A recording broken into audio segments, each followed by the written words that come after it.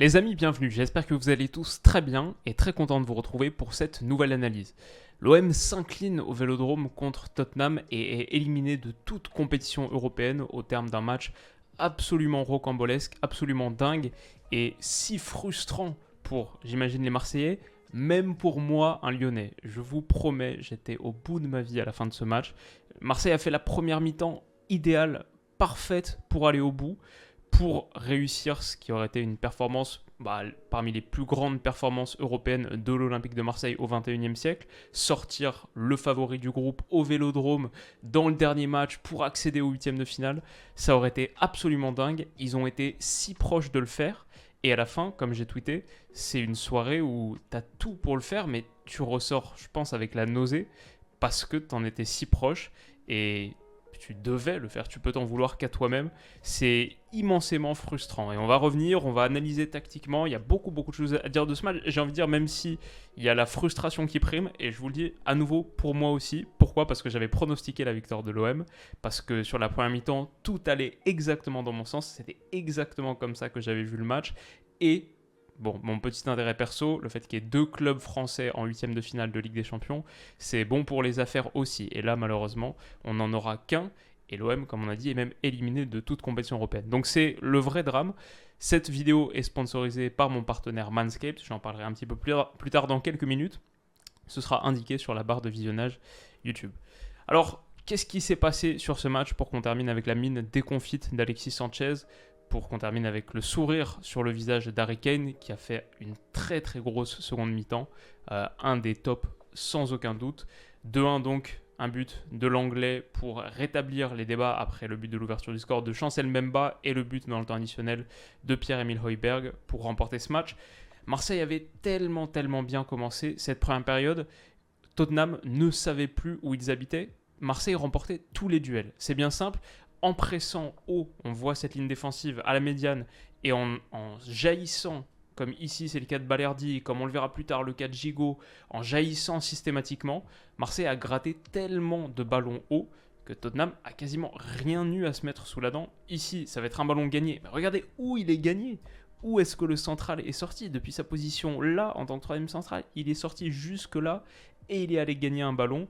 C'est un truc qu'on va voir 1 million de fois sur la première période. J'ai mis quelques screens. Encore ici, c'est Gigot qui est entré à la place de Bailly qui s'est blessé très vite.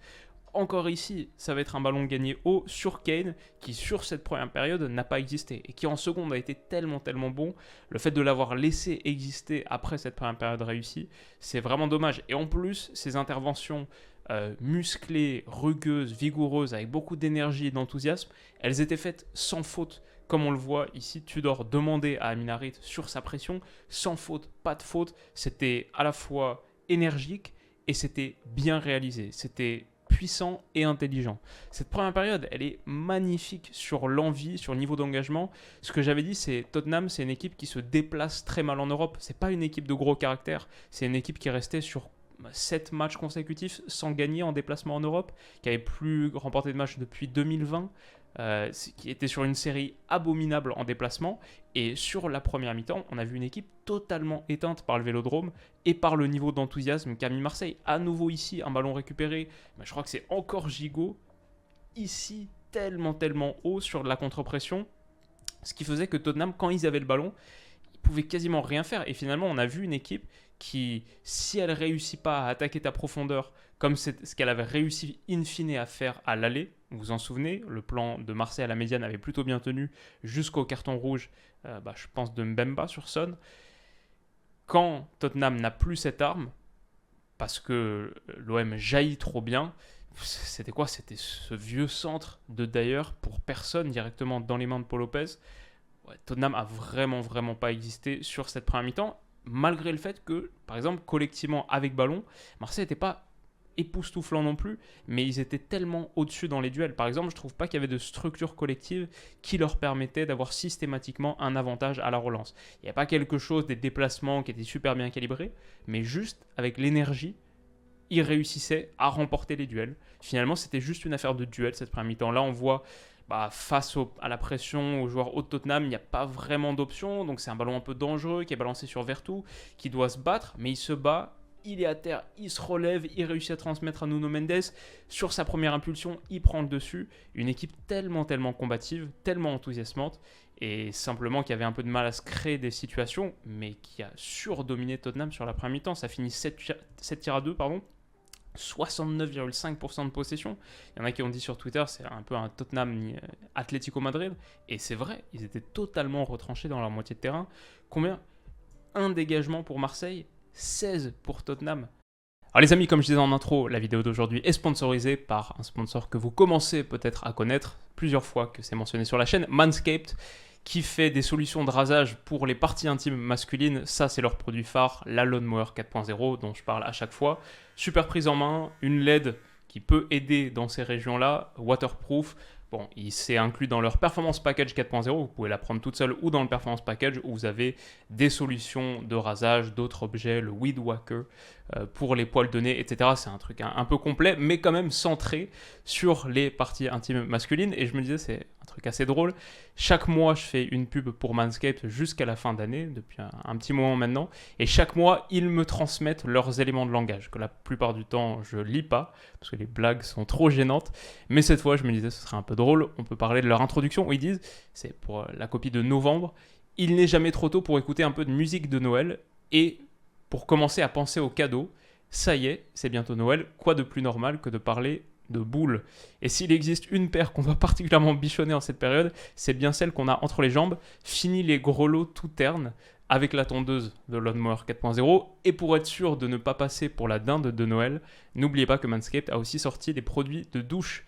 Et parce que le ou on le préfère toujours accroché à la porte plutôt qu'en bataille entre les cuisses, profitez de 20% de réduction et de la livraison gratuite avec le code inséré code. Donc le code c'est WILOU. Avec ça, vous avez 20% de réduction sur tous les produits de Manscaped et les frais de livraison offerts. Donc n'hésitez pas, merci à Manscaped d'avoir sponsorisé cette vidéo. Et tout de suite, on retourne à notre analyse tactique. C'était vraiment flagrant. Et à la fin, ça finit par payer parce que progressivement, Marseille a réussi à trouver un peu plus de jeu intérieur, notamment pour Alexis Sanchez. Mais là, à nouveau, on le voit, Tavares pour Sanchez, c'est perdu. Ici, on voit le ballon, il est perdu. Mais Sanchez se bat, contre-pression, hop, tout de suite après le ballon perdu, pas le temps pour s'apitoyer sur son sort. Contre-pression et ballon regagné comme un chien qui va permettre, in fine, d'aller trouver ce corner, notamment grâce à Chancel Bemba, qui va permettre à Marseille d'ouvrir le score. Super bien tiré d'ailleurs, parce qu'il est simplement décalé. Enfin, c'est une petite feinte qui permet de prendre à revers la défense de Tottenham, qui n'est pas concentrée. Hop, c'est tiré. Et Chancel Mbemba qui s'élève au-dessus de tout le monde, qui lâche, comme j'ai dit sur Twitter, une des têtes de la saison. Sa détente verticale impressionnante, le smash parfait avec les abdos. Enfin, cette tête-là, elle m'a rappelé celle de Basile Boli 1993 parce qu'en plus, elle est exactement au même moment, enfin quasiment. Boli contre l'AC Milan, c'est 43e minute si je me souviens bien, ou juste avant la mi-temps. Bah, celle-là, dans le temps additionnel, juste avant de regagner les vestiaires. Normalement, le match doit s'arrêter là. Normalement, tu dois poursuivre sur ta lancée en seconde période. Voilà, 1-0, tu rentres au vestiaire. C'est le moment pour, au sortir des vestiaires, mettre Tottenham totalement au fond du trou, faire exactement la même performance. Parce que Tottenham n'a rien à proposer. Et en plus, un Tottenham qui se présentait sans Romero défensivement, j'en avais parlé, mais surtout offensivement, sans Richarlison et sans Kulusevski. À la demi-heure de jeu, Son doit sortir à cause d'un choc avec Bemba au niveau de la tête, commotion cérébrale peut-être. Tottenham a plus d'attaquants sur le banc. Quand Son sort, Conte fait entrer Bissouma, qui a fait un super match d'ailleurs, mais il n'y a plus d'attaquants. Tu dois pas permettre à Tottenham de revenir au score à 1-0. Le match il doit être terminé à ce moment-là. Et tu dois les mettre encore plus au fond. Le truc, c'est que Marseille, et là je crois que c'est le moment déterminant, c'est le score effect trop fort. L'effet du score qui joue sur comment tu te comportes. Et Marseille a trop reculé. Dès les 5 premières minutes de la seconde mi-temps, Marseille a abandonné son plan de jeu qui avait si bien fonctionné sur la première période, un peu obnubilé par ce score qui les qualifie. Et Marseille recule. C'est comme si ce but était arrivé finalement un peu trop tôt. Parce que Marseille recule, concède un coup de pied arrêté. Ce coup de pied arrêté excentré d'ailleurs, qui est tapé patte gauche par Perisic, qui est vraiment le pur joueur ambidextre. Du coup, ça m'a intrigué, parce que dans ma tête, Perisic, c'était quand même plus un joueur droitier. Je me souviens de son but contre la France en finale de Coupe du Monde, plein d'autres trucs. Je sais qu'il peut jouer, qu'il a les deux pieds, mais je le voyais un petit peu plus droitier. Non, je suis allé voir sur Google, en fait, il tape les pénaltys du gauche comme du droit. Même les pénaltys, les corners aussi. Et là, ce coup de pied arrêté, par exemple, il le tape pas de gauche. pour l'Anglais qui réussit à prendre le dessus, qui se rachète parce qu'il avait été totalement dominé par Bemba sur l'ouverture du score.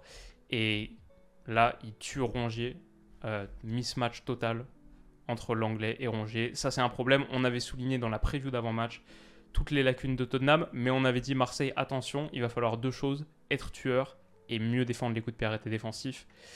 C'est terrible, parce que c'est ça qui te coûte le match. Et la qualif, et tout, quoi. C'est horrible. L'Anglais se rachète, et heureusement, Marseille a vraiment eu cette période de flottement au retour des vestiaires. Ça, c'est une autre image pour l'illustrer. La pression qui avait si bien fonctionné, battue sur une passe verticale simple de Bissouma, on va le souligner encore, il a fait un super match, une super entrée. Bissouma qui réussit à trouver le joueur avancé, et ensuite Marseille est vraiment aux fraises. Derrière, ça marche quand c'est battu. Et grosse situation, un peu miraculeuse si vous vous en souvenez. Je croyais que j'avais pris le screenshot, mais Kane qui a le ballon entre les pieds dans le but vide, devant le but vide, et qui s'en mêle un peu les pinceaux. Normalement, ça doit être le deuxième pour Tottenham là. Ah bah c'est cette situation finalement. Ouais, non, parce que, pardon, excusez-moi, juste ici, c'était, je crois que c'est Paul Lopez qui la sort d'une super manchette. Quelques minutes plus tard, hop, c'est là, Kane avec le ballon dans les pieds, qui rate l'immanquable sur une transition offensive où à nouveau, Marseille a manqué de concentration et de jus aussi. J'ai trouvé que niveau énergie, c'était vraiment très difficile pour Marseille à partir de l'heure de jeu. Il y a vraiment eu ce mur physique à l'heure de jeu. Et je mettrais une grande partie de la contre-performance là-dessus. Je pense que physiquement, Marseille a vraiment beaucoup manqué d'énergie. Là, c'est la 71e minute. On voit Gigot, par exemple, il dit à Harit, 30 secondes, laisse-moi revenir, tire pas le corner à 2, j'arrive pour mettre ma tête. On voit là, ça c'est des gains de mecs qui sont en souffrance physique. Et Gigot en plus, il est entré en cours de match. Klose aussi par exemple, qui est pour moi un de mes flops, que je trouve a été vraiment très mauvais sur ce match malheureusement. Sanchez qui avait des crampes à la 69e minute. Globalement l'OM a livré beaucoup d'énergie sur la première mi-temps et après l'a aussi payé en seconde. Ça a coûté vraiment cher et c'est dommage. Ce qui fait que sur le dernier quart d'heure, Tottenham doit prendre les devants. Il y a cette frappe de Pierre-Emile Højbjerg sur une super séquence collective mise en retrait par Lucas qui touche la barre. Et ensuite, il y a ce retour de Chancel Mbemba. Ça, c'est sur la même minute de jeu. Les deux, c'est sur la 81e minute de jeu. Mais le truc, c'est que moi, je vois ça et je me dis, exactement comme les commentateurs de Canal, qui je trouvais étaient très bons, Bay et Paganelli. Paganelli qui a call-out le but de Mbemba quelques secondes avant. C'était assez fantastique. J'ai trouvé vraiment leur lecture bonne et c'était grosso modo une super soirée de foot que j'ai passée. Mais quand je vois ça, comme eux du coup, je me dis c'est un signe et maintenant l'OM va le faire. On connaît trop bien le foot pour savoir que quand tu mets cette frappe sur la barre quand t'es Tottenham, psychologiquement ça s'inverse. Le Vélodrome a commencé à pousser. Tottenham, tu sais qu'il y a la peur d'avoir laissé passer l'occasion de se qualifier, de tuer le match. Et Marseille a eu deux énormes occasions. Un truc pour parler du Vélodrome qui m'a un peu déçu. C'est vrai que la tribune nord était fermée, mais j'ai trouvé que ça n'a pas assez poussé sur la fin. Sur les 20 dernières minutes, quand tu vois ton 11 qui commence à manquer à ce point-là d'énergie, il faut beaucoup plus pousser. Et c'était un petit peu en dilettante. J'ai trouvé que ça réagissait surtout, mais il n'y avait pas ce 12e homme qui poussait très fort. Et je pense que ça a manqué, parce que cette fin de match, tu peux la rendre totalement folle. À la fin, il reste quelques minutes de jeu, 10 minutes même. Un but te qualifie pour les huitièmes de finale. Et ouais, ça n'a pas assez poussé. Mais Marseille s'est procuré deux énormes occasions quand même, et c'est ça qui donne un peu la nausée. À la fin, l'immense frustration. Sanchez, cette frappe déviée par Perisic, sinon c'est au fond, totalement au fond. Lloris est battu. Perisic, peut-être l'homme du match, avec Kane. Les deux ont été immenses. Et côté marseillais, je dirais Harit et Mbemba, je pense. Après les flops, on en a un petit peu parlé, on finira peut-être à la fin. Il y avait 7 grosses occasions. Et ensuite, sur l'entrée d'Under, ce centre magnifique, beauté au second poteau, enroulé parfaitement sur la tête d'un autre entrant, Sead Kolasinac, qui rate. C'est pas l'immanquable, mais c'est une immense occasion qui doit aller au fond. Et c'est la dernière que Marseille aura finalement. On voit Tudor qui se prend la tête entre les mains. Celle-là, il faut la mettre côté opposé, il faut la mettre second poteau. Et Kolasinac la smash au premier, du coup ça passe juste à côté. Tellement dommage. Ce que j'ai trouvé, c'est que sur la fin, on voit le niveau d'énergie en baisse. Aussi parce que Marseille, dans le temps additionnel, il reste quelques secondes à peine. Marseille a du mal à remonter le terrain, souffre là-dessus. et a du mal à se créer cette toute dernière occasion. Je sais pas, même sur cette occasion, cette situation, il manque de lucidité, je trouve. Il y a un coup franc qui est obtenu bas comme ça. Il faut en profiter pour le tirer. Il faut que Paul Lopez le tire et le mette dans la boîte. Parce que tu n'as pas le temps de t'empêtrer dans ta moitié de terrain pour essayer d'aller tenter un centre, qui est ce que tu vas faire de toute manière. Il reste 1 minute. Et Marseille le joue vite. Manque de lucidité ici pour moi, à l'image d'une équipe qui a vraiment manqué d'énergie mentale sur la fin. Je trouve que Caboret n'a pas fait une bonne entrée aussi, parce qu'il doit être beaucoup plus menaçant dans la profondeur, et il était trop latéralisant sur les 10 dernières minutes. Ça n'a pas permis à Marseille de profiter de sa fraîcheur sur le côté droit, c'est dommage. Et ensuite, tout ça, ça se finit de la pire des manières, avec la fin qui est dramatique. On voit tout d'or ici. Marseille est éliminé de toute compétition européenne à cause de ce dernier but. Bien sûr, ce que tu veux, c'est marquer le deuxième pour vivre la soirée folle, mais avec un partout, grâce au résultat du Sporting qui a perdu à la maison contre Francfort, Marseille est encore en Europa League. Et à la dernière des secondes, je crois que le coup de sifflet final est sifflé sur le ralenti du but. On voit même plus les joueurs reprendre la pelouse. C'est le dernier coup de pied dans le ballon ce soir-là.